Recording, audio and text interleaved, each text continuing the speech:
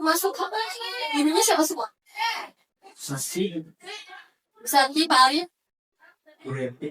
sama satu lagi Pak Sadrul. Oh iya, Pak Zara. Yang pertama ya.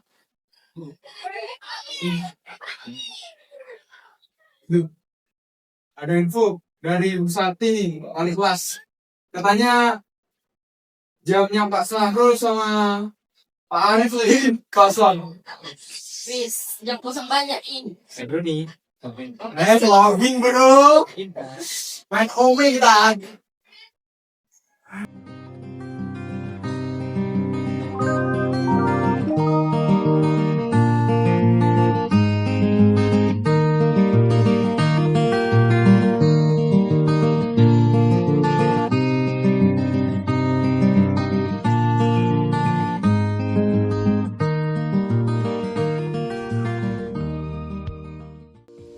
Assalamualaikum warahmatullahi wabarakatuh. Selamat pagi dan Om Swastiastu. Halo teman-teman semuanya. Jadi pada video kali ini kelompok kami akan membahas mengenai perubahan sosial yang terjadi pada fenomena penyalahgunaan media sosial pada remaja. Nah teman-teman, ternyata perubahan sosial ini memiliki dampak loh. Dan ada dampak negatif dan juga dampak positif. Semua itu tergantung bagaimana dalam cara kita menggunakan media sosial. Nah, seperti video yang sudah kita tonton sebelumnya, ada kejadian bahwasanya dampak dari penyalahgunaan media sosial. Kita akan bahas lebih lanjut di video selanjutnya. Saya di sini akan mengidentifikasi masalah.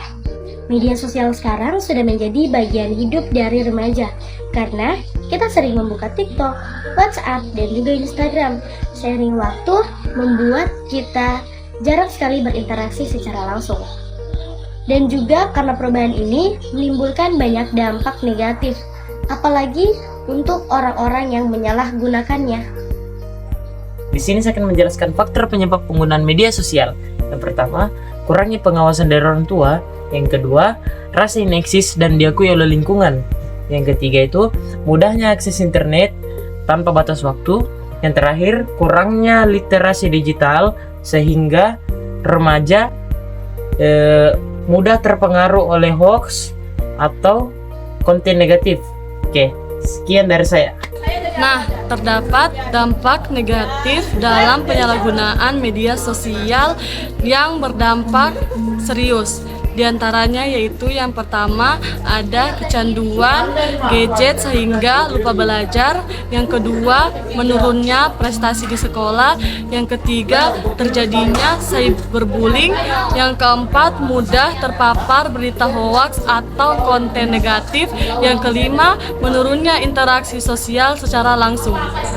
Ya baik, adapun peran dari masing-masing pihak dalam penanganan kasus penyalahgunaan media sosial ini. Yang pertama itu ada polisi dan aparat penegak hukum.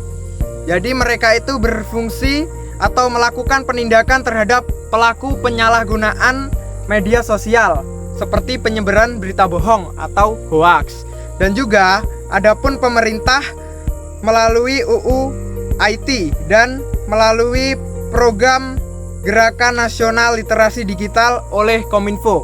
Jadi pemerintah ini membuat suatu undang-undang yaitu UU nomor 11 tahun 2008 tentang informasi dan transaksi elektronik atau IT, yang pada pasal 40 ayat 2A pemerintah berwenang melakukan pemutusan akses atau pemblokiran terhadap informasi elektronik dan atau dokumen elektronik yang memiliki muatan yang melanggar hukum. Dan yang kedua itu peraturan Menteri Kominfo yaitu nomor 5 tahun 2020 juga memperkuat langkah-langkah teknis untuk penanganan konten negatif dan situs-situs ilegal. Dan itu juga sekolah dengan program literasi digital dan penyuluhan bijak bermedia sosial. Jadi sekolah itu bertugas melakukan pendidikan dengan memasukkan bagaimana cara menggunakan informasi digital dengan baik dan lain-lain. Dan juga orang tua itu dengan mengawasi dan membatasi penggunaan HP anak. Jadi anak itu dibatasi, jangan terlalu lama-lama bermain medsos.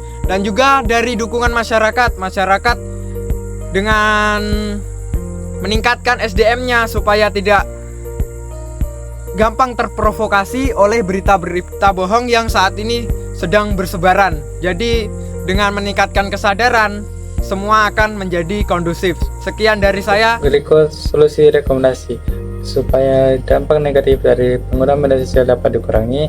Dapat beberapa cara yang dapat dilakukan sebagai berikut. Yang pertama, mengurangi penggunaan media sosial setiap hari. Yang kedua, meningkatkan literasi digital remaja melalui sekolah dan komunitas. Yang ketiga, mengutamakan interaksi langsung daripada online. Yang keempat, membiasakan memverifikasi dan memilih berita dari sumber terpercaya.